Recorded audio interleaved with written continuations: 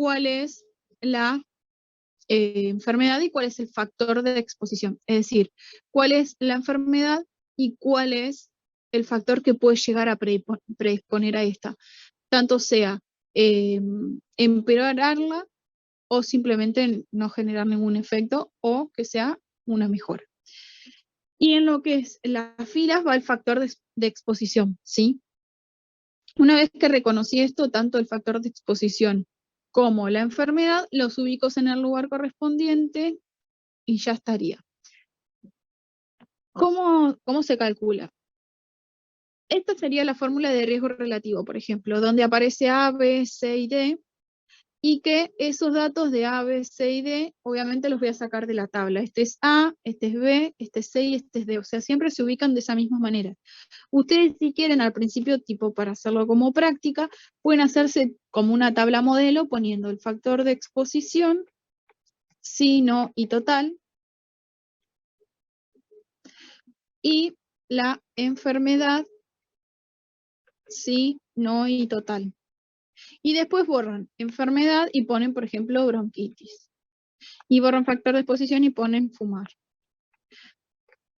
Y acá ponen A, B, C y D. Y después trabajan con otra enfermedad, borran fumar y ponen la otra enfermedad, borran. Entonces ya tienen como una tabla modelo, digamos, para lo que es, para practicar, para hacer lo que es la práctica de final. A, B, C y D siempre van a ser en ese punto así, o sea, en ese lugar se van a ubicar y no van a cambiar, ¿sí? Entonces, por ejemplo, esta es la fórmula, que es una división, que es A dividido A más B sobre C dividido C más D. Panchi, vení. C más D. Entonces, yo primero hago todo el numerador, después hago el denominador y por último hago esa división, ¿sí? Eso de tener en cuenta qué operación va primero y cuál va después también es importante. Y yo voy a llegar a un dato, que es el número 2, ¿sí? A un resultado voy a llegar. ¿Qué tengo que hacer? Recuerden que yo les dije que no es un test, por lo tanto no lleva a conclusión.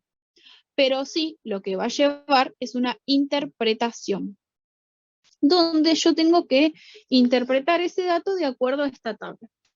Esta tabla, si bien dice rango de RR, se utiliza para riesgo relativo y para odds ratio. Se usa para los dos, ¿sí?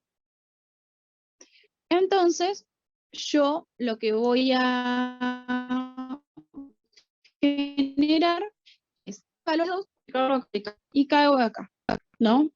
Me indica que es un riesgo moderado. Entonces yo tendría que generar una interpretación diciendo que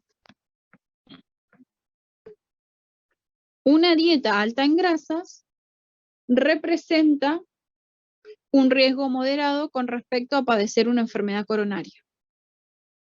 Y ahí estaría mi interpretación ya elaborada. Lo ideal cuando uno elabora una interpretación no va a decir, la dieta alta en grasas es riesgo. No. Generalmente para elaborar una interpretación uno tiene que hacer una respuesta más bien completa, donde yo voy a poner el factor de exposición, si es beneficio, si es riesgo, si no tiene efecto, y la enfermedad. Y ahí quedaría bien elaborado. En lo que es, esa sería mi interpretación.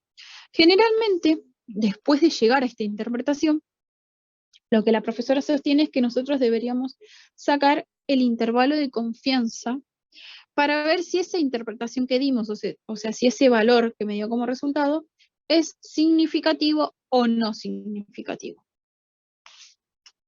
Y para eso se utiliza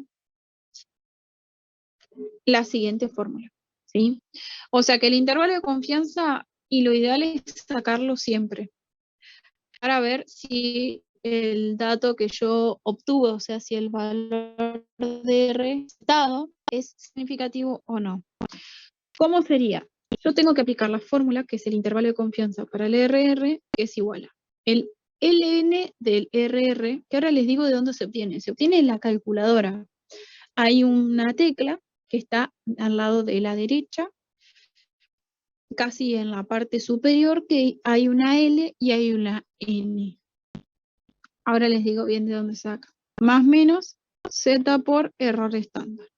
Entonces, el ln del RR. Si ustedes se fijan en su calculadora, por debajo de donde está el ON, de donde se enciende la calcu, en la tercera tecla tiene que aparecer el L, la L y la M.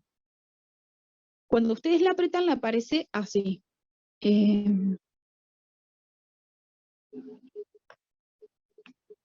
Entonces ahí ustedes tienen que poner el valor de RR que les dio. En este caso nos había dado 2.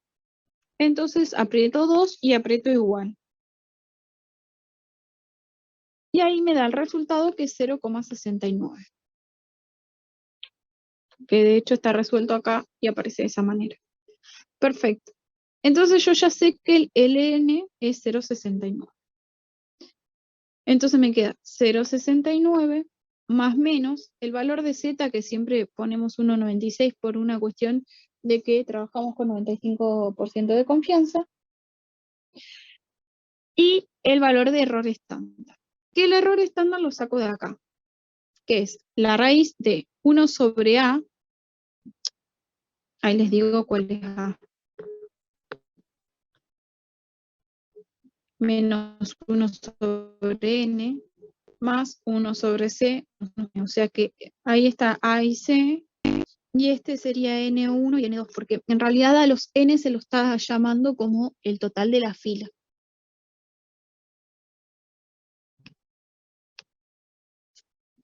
Entonces me quedaría 1 sobre a, menos 1 sobre n, más 1 sobre c, menos 1 sobre 200. O sea, como 200 es el total de uno y el total del otro, ahí lo ubico. Y la raíz va en todo, ¿sí? Todo esto me da 0,25. Entonces ya ahí me quedaría 0,69, que sería el ln, menos 1,96, que es mi valor z, por el error estándar que me dio 0,25. Recuerden que primero hago esta cuenta y después hago esta. Entonces, hago toda esta cuenta, 1,96 por 0,25, y, o sea, primero hago todo con menos y me da el límite inferior, y hago todo con más y me da el límite superior. Pero no terminó ahí, no quedó ahí compuesto el intervalo. Lo próximo que voy a tener que hacer es sacar el exponencial de cada uno de esos. ¿Cómo se saca el exponencial? Lo saco a través de la calculadora. Yo para sacar el exponencial tengo que apretar tecla Shift y ahí activa todo lo naranja que está en la calcu. Y ahí aprieto el ln, que sería que automáticamente si yo lo aprieto, antes habiendo apretado el Shift, me aparece la E con el exponencial. ¿Sí? Entonces ahí pongo 0,20 igual, y ahí ya me aparece el dato. Y después aprieto el exponencial de vuelta y pongo 1,18. Y me aparece este dato. Ahí sí está compuesto el intervalo de confianza. ¿Qué pasa cuando yo llego al valor del intervalo de confianza? O sea, el resultado en sí. Lo que yo voy a tener que fijarme es si el valor nulo, o sea, 1, está dentro del intervalo o está por fuera. Si el valor 1 está dentro del intervalo, voy a decir que el RR no es estadísticamente significativo. Y si el valor 1 está por fuera, voy a decir que el RR es estadísticamente significativo. En este ejemplo que tenemos acá en pantalla, el 1 está por fuera, no lo incluye. O sea que tranquilamente puedo decir que el valor de RR es estadísticamente significativo. Lo voy a afirmar. No sé si se entendió hasta acá o hay alguna duda.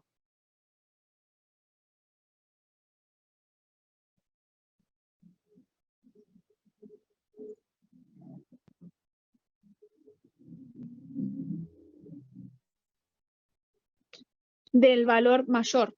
Acordate que nosotros hicimos toda la cuenta con menos y me dio 0,20, hicimos toda la cuenta con más y me dio 1,18. Yo saco el exponencial de cada uno y con eso armo el intervalo con un límite inferior y superior.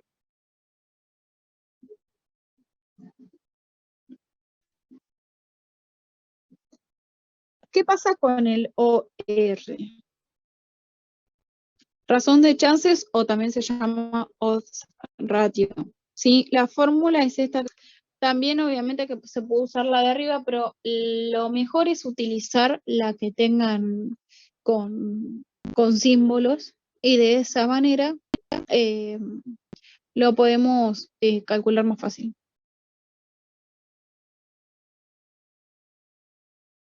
Entonces, ¿de dónde sale A, B, C y D? Sale de la misma tabla, ¿sí? La forma de hacer la tabla es lo mismo, donde las enfermedades van, lo que es la enfermedad va a ir en la columna, que en ese caso dice casos y controles, donde el grupo caso es la persona enferma y el grupo control es la persona sana. Y la fila es los expuestos y los no expuestos. Es lo mismo, ¿sí? Llego a un valor de OR y lo voy a interpretar en lo que es la tabla. La tabla, como les decía, por más que diga rango de R, sirve para OR también. Obviamente que genero la interpretación, a ver de qué, o sea, mi factor, si es riesgo, beneficio o si no tiene efecto. Y después también tengo que hacer el intervalo de confianza, que en realidad la formulita es la misma, pero tiene unas variaciones.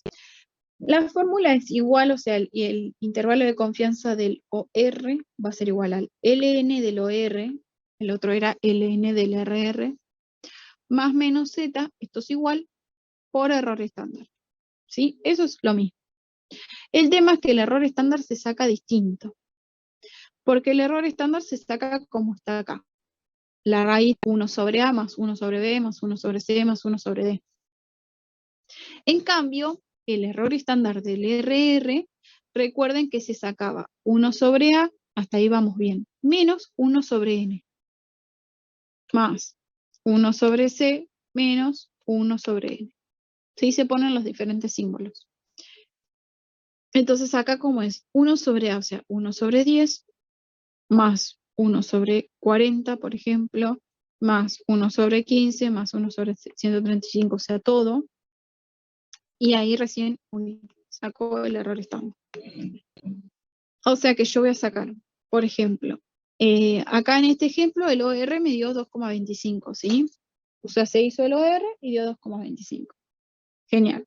Yo voy a tener que sacar el LN del OR, o sea, aprieto tecla LN de la calcu, y me queda 2,25. Aprieto el igual y eso me da 0,811.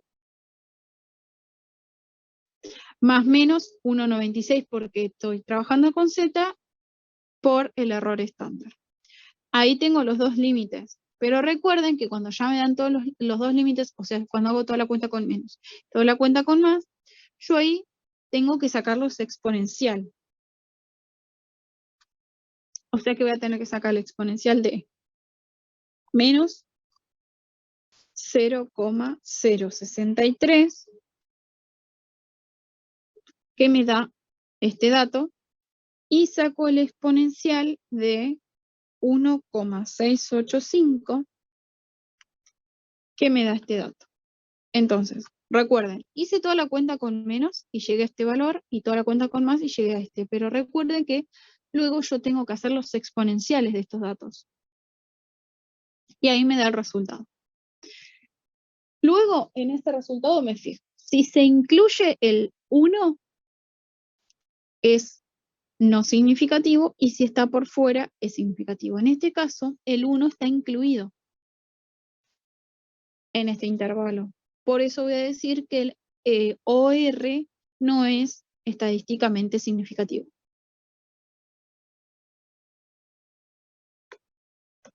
¿Se entendió más o menos esto? Sí, no es. Perfecto. Vamos a hacer el ejercicio del final, como para que ustedes tengan una idea de cómo lo evalúan. Por ejemplo, el punto 3 dice que en un estudio, ya ahí le está diciendo que se hizo un estudio, y si hizo un estudio es medida de asociación. Generalmente es como algo que ya me tiene que dar un indicio. Se comparó, estamos hablando en tiempo pasado, un grupo de personas con cáncer de colon y un grupo de personas sin cáncer de colon. Ahí ya tenemos la enfermedad. Entre los primeros, refirieron consumir frutas y verduras en cantidades adecuadas. Ahí tengo el factor de exposición. 20 personas. Y entre los otros, 52 refirieron un consumo adecuado, indica el evento y la exposición estudiada. O sea, el evento sería la enfermedad y la exposición, o sea, ¿por qué dice esto? Porque vos tenés que hacer la tabla, o sea, tenés que ubicar cuál es cuál. Se vas a poner cáncer de colon, sí, no y total. Y en la exposición es el consumo de frutas y verduras. Consumo frutas y verduras, sí, no y total. Perfecto. Entonces dice que hay 50 personas que tienen cáncer de colon. Entonces en el total de sí, cáncer sí, pongo 50 personas. Y dice que 100 no lo tienen. O sea, en el total de no, pongo 100. Y ahí me dice que entre los primeros, o sea, los que sí tienen cáncer, consumieron solo 20 por frutas y verduras. O sea, sí consumo 20. Y por lo tanto los que no consumieron son 30. Y entre los que no tienen cáncer de colon, 52 consumieron, por lo tanto si hago 100 menos 52, 48 no consumieron. Y ahí tengo A, B, C.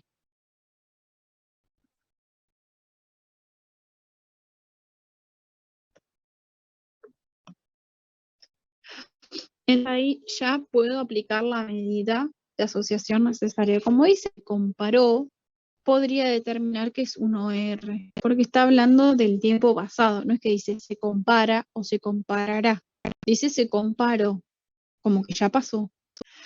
Entonces aplico la formulita de OR, que serían los productos cruzados, o sea, 20 por 48 dividido 30 por 52. Y ahí, por 48, ahí les digo cuánto le da, dividido 30 por 52. A mí esto da 0,61, o sea, les puedo distinto por el tema de los decimales, si hicieron todo junto o todo separado, ¿no? Pero más o menos da esto. Cuando yo voy a buscar este 0,61, lo voy a buscar acá.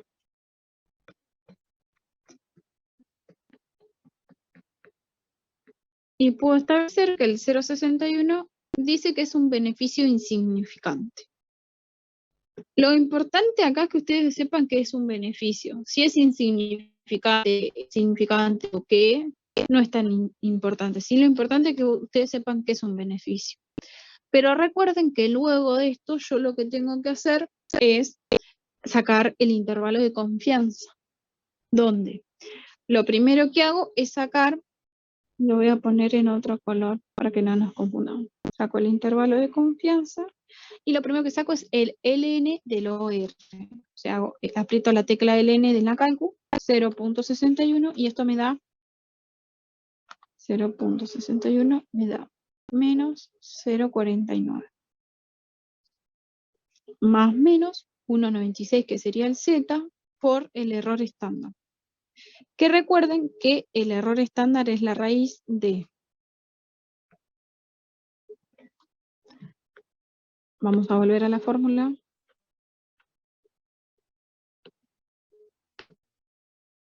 A más 1 sobre C, o sea que sería la raíz de 1 sobre 20 más la raíz de 1 sobre 52, por ejemplo, más la raíz de 1 sobre 30, más la raíz de 1 sobre 48.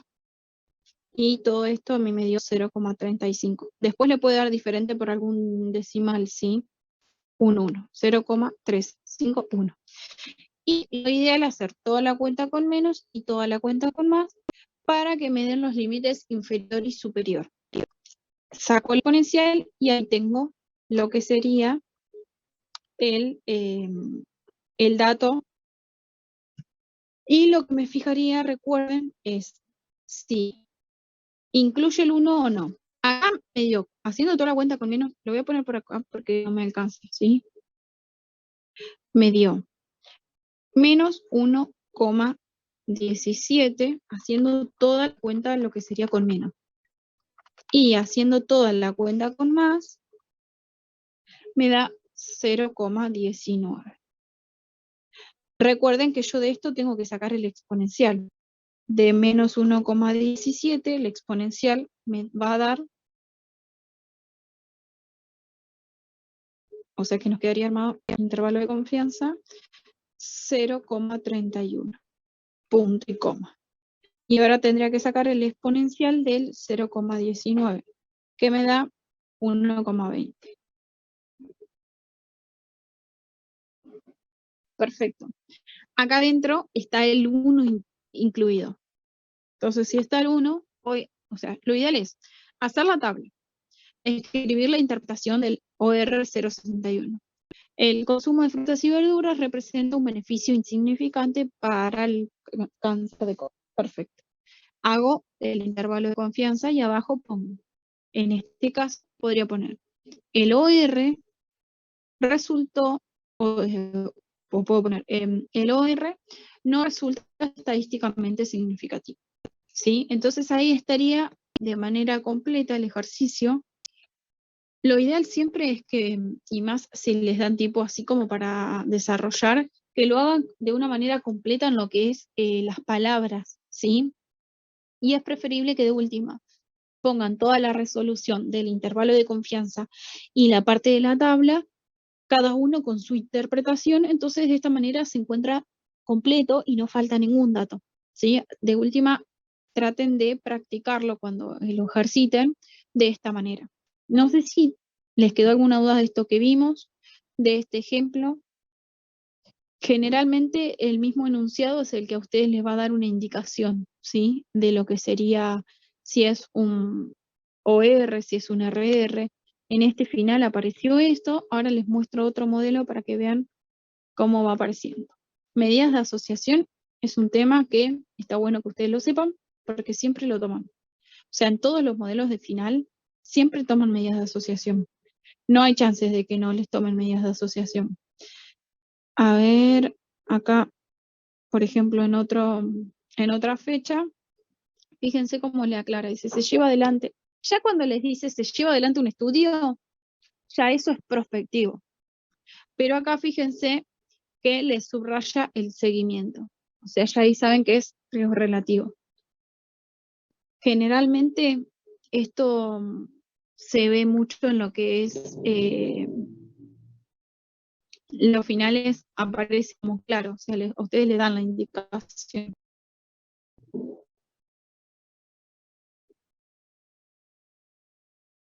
A ver, de este. Ustedes mientras me quieren contar a ver si pudieron entenderlo bien, si tienen alguna duda.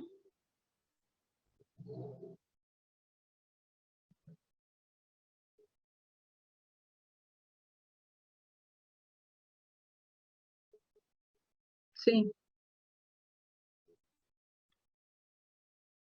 Exactamente, sí, clarísimo. En realidad no hay chances de equivocarse. De hecho, acá al final del apunte también tiene unos ejercicios para practicar que están buenos, porque, a ver, ¿dónde estaba?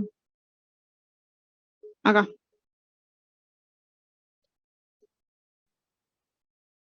Les ayuda a hacer lo que es la tabla, que hay veces que es lo que más cuesta. El tema de, eh, por ejemplo, relacionar cuál es la enfermedad, cuál es el factor de exposición. Me olvidé de decirles esto, ahora que lo veo de las medidas de impacto.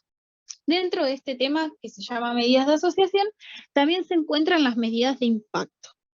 ¿Cuál es la diferencia entre estas dos? La medida de asociación me permite a mí determinar si el factor de exposición es riesgo-beneficio o si no tiene efecto. Y la medida de impacto, o sea, aplicando la medida, bueno, que obviamente que yo con lo que es la medida de asociación tengo, digamos, la opción de elegir RR o AR, de acuerdo al tipo de estudio que yo tenga. Perfecto. Y luego podría aplicar la medida de impacto, que la medida de impacto es el riesgo atribuible, también se lo llama riesgo absoluto. ¿Para qué lo uso esto? ¿Qué es lo que me dice? Lo que me va a decir es el número de casos específico que yo puedo prevenir si dejo el factor de exposición o si lo saco. Obviamente que todo va a depender de cómo se relacione. Si yo estoy, por ejemplo, comparando lo que es realización de actividad física como factor de exposición y lo comparo con la presencia de obesidad. Obviamente que la realización de actividad física, seguramente al aplicar una medida de asociación, tanto sea OR, RR, cualquiera de estas dos, me va a dar que es un beneficio. Al aplicar la medida de impacto, que es el riesgo atribuible, el resultado seguramente que al realizarlo me va a dar menos 0, tanto. Entonces ahí voy a establecer cuántos casos yo pude prevenir de obesidad gracias a que estuvo presente la actividad física. Supongamos que en vez de relacionar estos dos, estamos relacionando que se compara lo que es la realización de la obesidad con el sedentarismo. Al hacer la medida de asociación, tanto sea RR o OR, seguramente que me va a dar que es un factor de riesgo. Al elaborar la medida de impacto, me va a dar el resultado y ese resultado me va a decir número de casos que yo puedo prevenir, pero si saco ese factor de exposición. Generalmente, ¿cómo se calcula esto? Se calcula con esta fórmula, pero es más fácil ponerla tipo en letras, porque ya obviamente que todo va a salir de los datos de la tabla. O sea que lo ideal sería el riesgo atribuible, que es igual a la probabilidad del evento en expuestos, o sea, el total de la fila, perdón, acá es A sobre el total de la fila, menos C sobre el total de la fila. Ahí me va a dar el riesgo atribuible. ¿Sí? Que es lo mismo que es lo que está arriba, nada más que arriba dice la palabra probabilidad y nosotros lo estamos expresando en letras. A sobre el total de la fila, C sobre el total de la fila. Y me va a dar un valor. Que si este valor es mayor a 1, va a ser el número de casos que yo puedo prevenir si saco el factor de exposición. Y si ese valor me da menor a 0, generalmente entre 0 y 1 hay como lo que pasa que queda como sin efecto, digamos. Si me da un número más, digamos, negativo, menor a 0, es el número de casos que yo puedo prevenir gracias a que el factor de exposición estuvo presente. Todo depende del RA, cuánto me va a dar, si me da positivo o me da negativo, digamos. Siempre que me dé positivos es, por ejemplo, dependiendo del número que me da, qué sé yo, si de repente me da 0,014, son 14 casos que yo puedo prevenir de cada 100 personas, ¿sí? Es similar a lo que sería una tasa, ¿sí? Si a mí me da, no sé, por ejemplo, el de recién era 0,014 porque tiene 3, cuento, digamos, lo que son los decimales. Pero me puede dar, no sé, perdón, serán 14 cada 1000. Después me puede dar 0,14, que ahí serían 14 cada 100. Sí, lo pueden establecer así tipo tasa o simplemente número de casos que se pueden prevenir en general. Lo que es el riesgo atribuible, que es lo que vimos recién, que es la medida de impacto, no se suele evaluar en el final, pero bueno, nunca estamos, digamos, exentos de que pueda llegar a aparecer, por eso se los detallé. Pero bueno, lo que tienen para practicar acá abajo sería toda la ejercitación, pero más bien lo que es medidas de asociación. Todo RR, OR. Generalmente lo de riesgo atribuible no hay mucho para practicar, se tomaba en los finales, pero hace como 2 años ya que no se toma lo de que es riesgo atribuible. Pero bueno, yo siempre lo menciono como un detalle, porque en realidad no parece tan difícil de entenderlo y de repente, si nos llega a aparecer, es un punto más con el cual nosotros contamos. No sé si esto tienen alguna duda.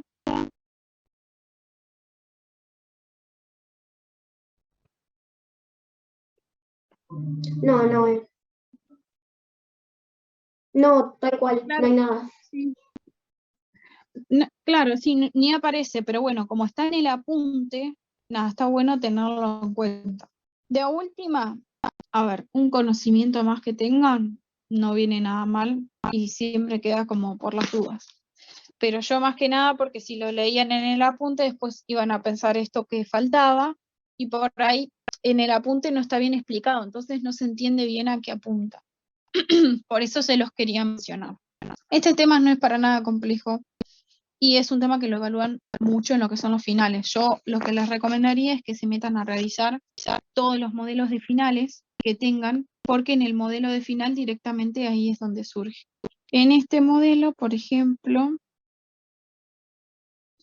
habla de el consumo de suplementos de fitoesteroles si son útiles para tratar de disminuir los calores o sofocos de la menopausia. Bueno, fíjense que ahí está comparando, te le dicen las mujeres menopáusicas que usan estos suplementos con las que no lo usan. En las primeras, luego de 6 meses de consumo, está hablando como de un seguimiento de un consumo. Fíjense también estos detalles a la hora de hacer lo que sería la tabla.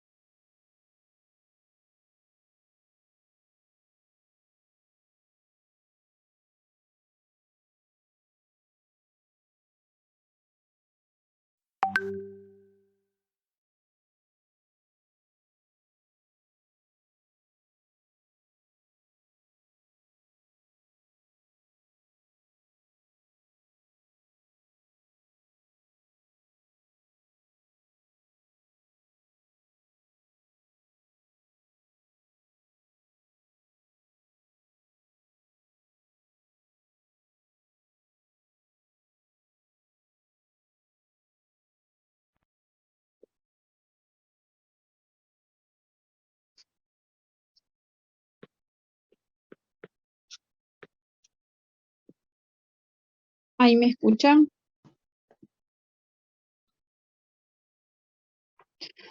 Lo que les estaba diciendo antes que se cortara la reunión es que, nada, que está bueno tener en cuenta que en este cuatrimestre lo que es ANOVA se tomó de manera muy práctica, todos los valores y las cuentas y los datos y todo eso, y el parcial seguramente, o sea, en realidad en lo que es el parcial y en lo que es el final hay un tema fuerte.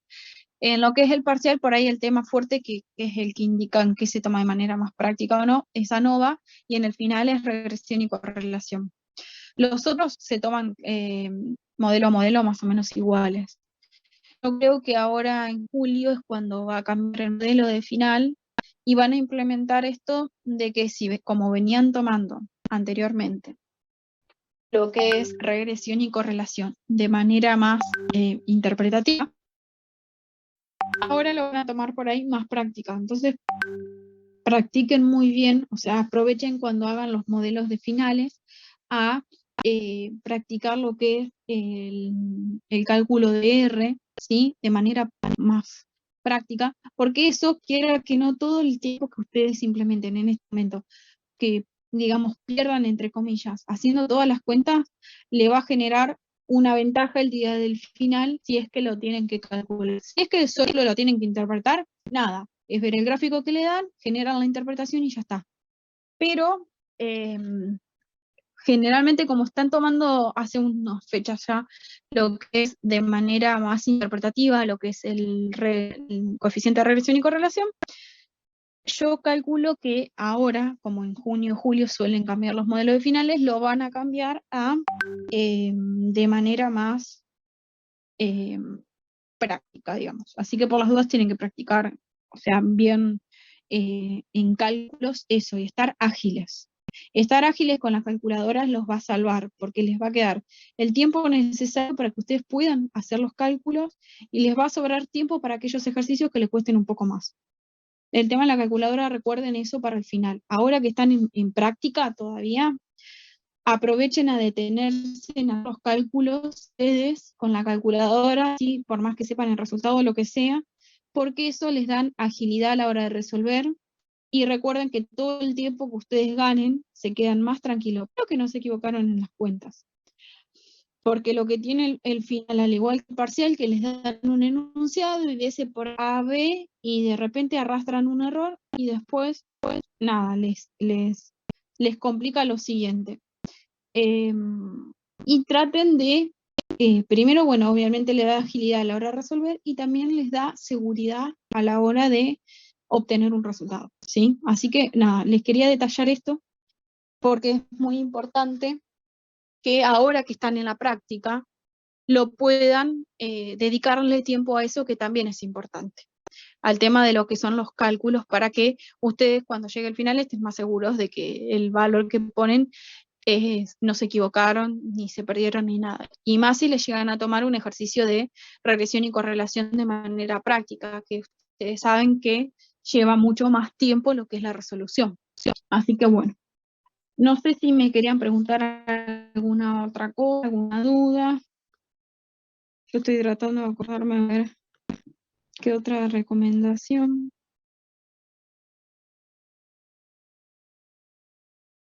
Sí.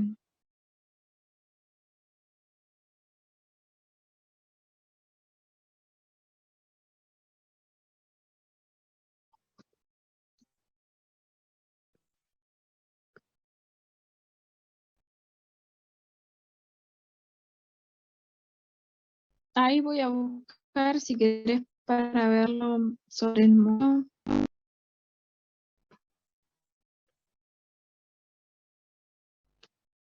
Generalmente, cuando nosotros nos piden descripción del gráfico o describir la imagen, nosotros tenemos que describir lo que vemos.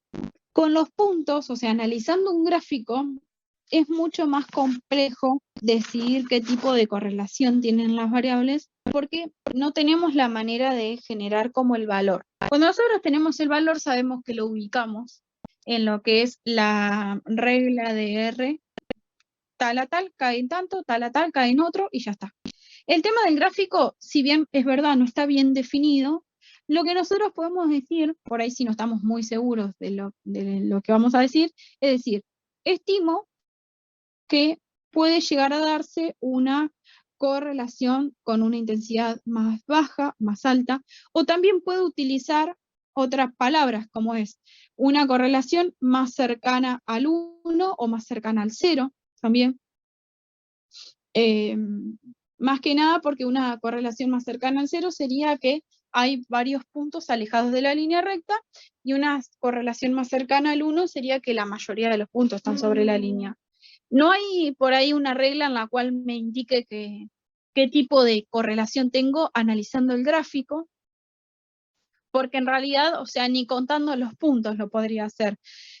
Más que nada, sí, lo que me indica es si existe correlación o no existe, y me indica la posibilidad de una mejor correlación o peor correlación, por la cantidad de puntos que están alejados o cerca. Pero así, una regla de cuántos puntos tienen que estar cerca y cuántos alejados para que sea, por ejemplo, correlación muy baja, o cuando pasa mediana intensidad, en realidad no hay. Como es interpretativo, yo me puedo basar a la hora de escribir en lo que veo.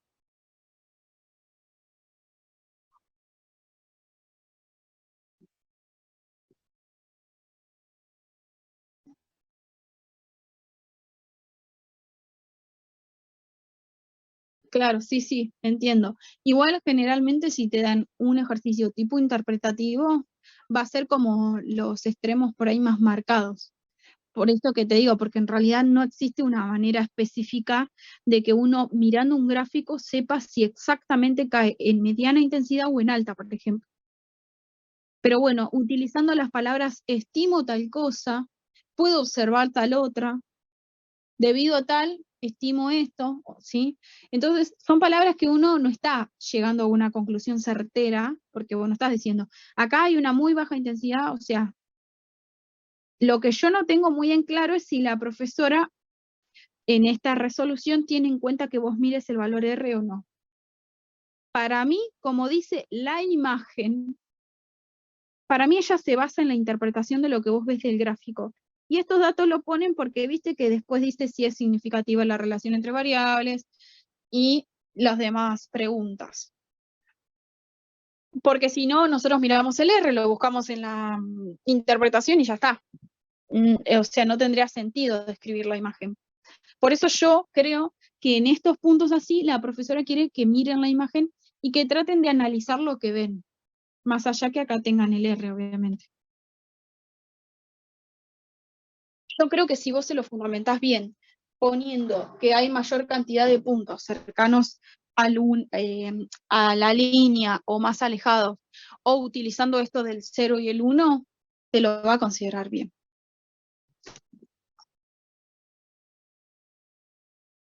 Exactamente. Sí, sí. Yo creo que esto es en lo que por ahí uno tendría que basarse, y más como dice, describa la imagen, describir, es lo que veo.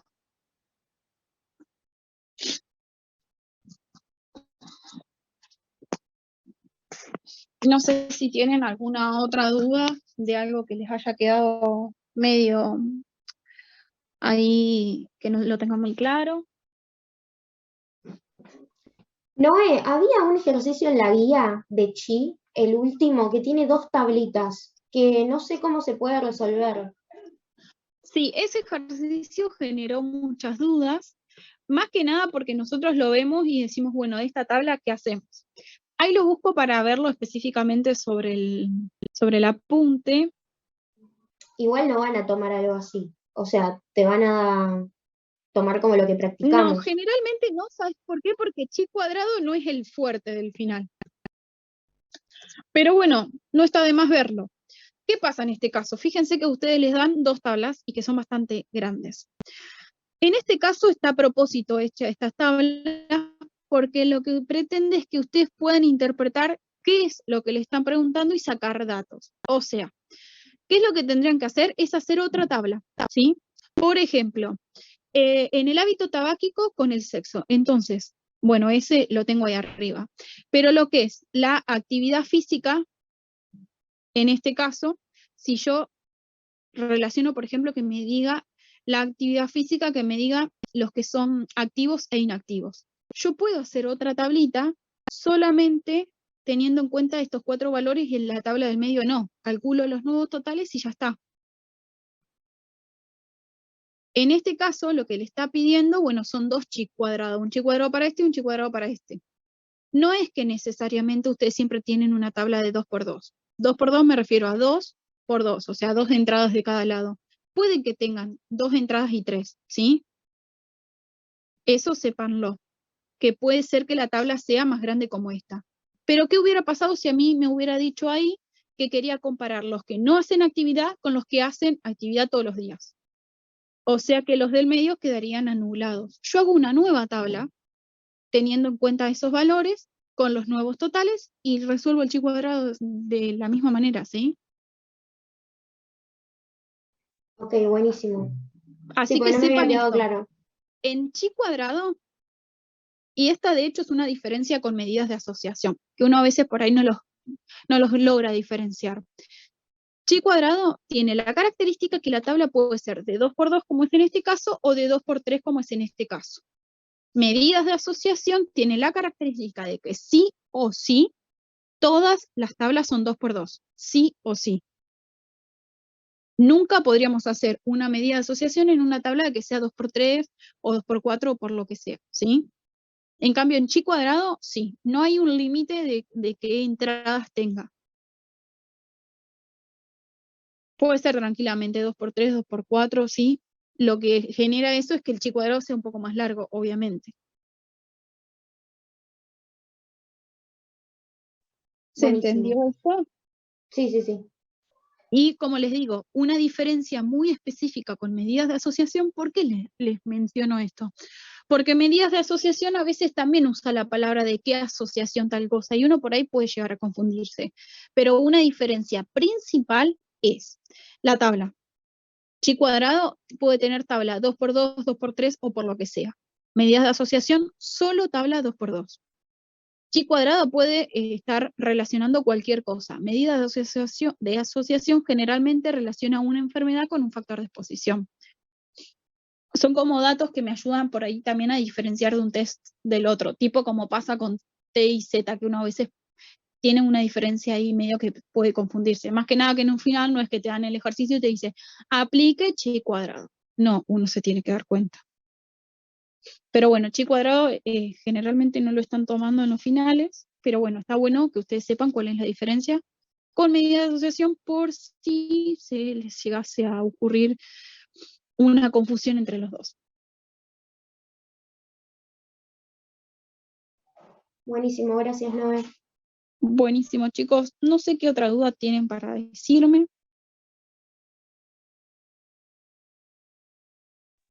No, yo nada más. Perfecto, entonces les quedaría ponerse a full a practicar sobre modelos de finales. Recuerden que está bueno practicar sobre modelos de finales o sobre ejercicios de parciales o de lo que sea, pero sobre exámenes, porque nos ayuda como a encarar los ejercicios de una manera y nos ayuda también a practicar sobre, porque obviamente no es lo mismo la práctica que el final o el parcial. El parcial o el final siempre van como orientados a una misma línea y la práctica no tiene dificultad. Entonces, por ahí las dudas siempre surgen cuando uno practica sobre modelos de exámenes, ya sea un modelo de final, un modelo parcial. Así que por ahí eso es lo que yo les recomiendo ahora, para ver si les surge una duda sobre algún ejercicio específico que por ahí los trabe o ustedes no puedan avanzar.